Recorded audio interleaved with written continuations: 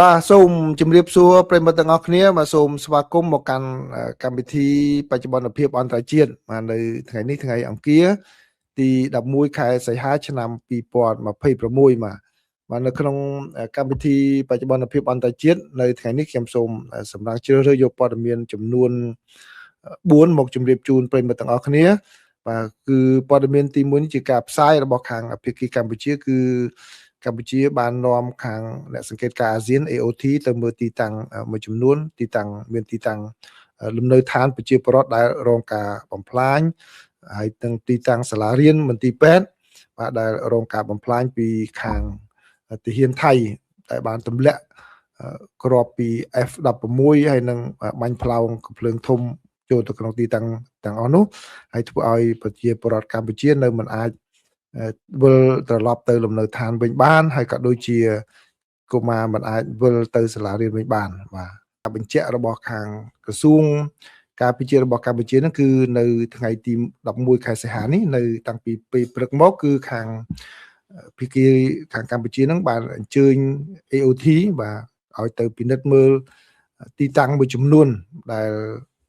ខាងភាគីថៃបានវាប្រហារមកលើប្រទេសកម្ពុជាក្នុងអំឡុងពេល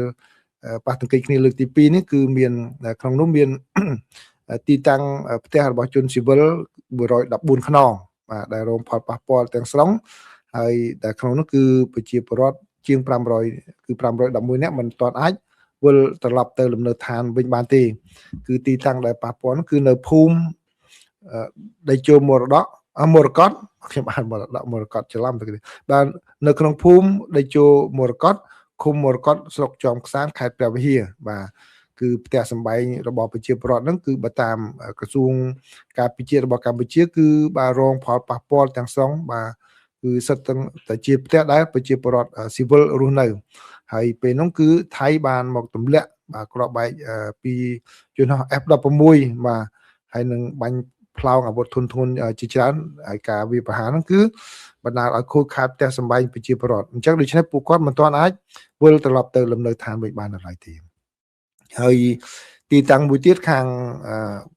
ក្រុម AOT ទៅពិនិត្យមើលផងដែរហ្នឹងគឺបាននៅចំណុចសាលាបឋមសិក្សាដេជោមរកតបាទដែលនៅក្នុងភូមិដេជោមរកតឃុំមរកតស្រុកជាំខ្សាន្តខេត្តព្រះវិហារណានៅភូមិសាស្ត្រព្រះវិហារផងដែរបាទសាលារៀនហ្នឹងក៏រងការ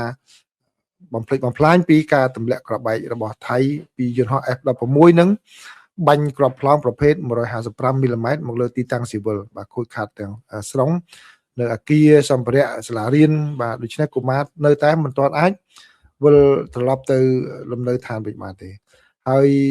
ទីតាំងទី3ដែលខាង AOT ក៏ចុះទៅមើលផងដែរនោះគឺនៅមណ្ឌលសុខភាពបាទមណ្ឌលសុខភាពដេជោមរកតបាទនៅខាងទីតាំងខាងខេត្តព្រះវិហារដែរគឺ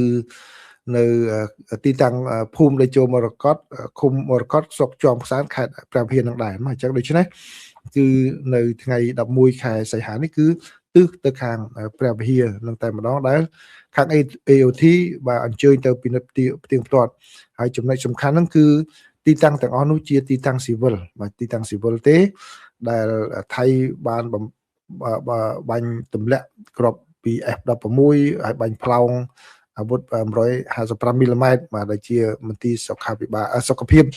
អញ្ចឹងខូចខាតមិនទាន់អាចវិលត្រឡប់ទៅវិញបានឡើយបាទអញ្ចឹងដូច្នេះតើឲ្យគ្នាទៅយ៉ាងម៉េចបាទអញ្ចឹងនេះគឺជាការខិតខំខាងភាគីកម្ពុជាដើម្បីពន្យល់ទៅខាងអន្តរជាតិឲ្យបានឃើញថាថៃវាប្រហារទៅលើគោលដៅស៊ីវិលរបស់កម្ពុជានាពេលកន្លងមកនេះហើយធ្វើឲ្យប្រជាពលរដ្ឋនៅមិនទាន់អាចវិលត្រឡប់ទៅលំនៅឋានហើយកុមារនៅមិនទាន់អាចបាទចូលសិក្សាវិញបានឡើយនៅទីតាំងនោះបាទប៉ុន្តែខ្ញុំសូមបញ្ជាក់ផងដែរណាបើទោះបីជាយ៉ាងនេះក៏ដោយគឺ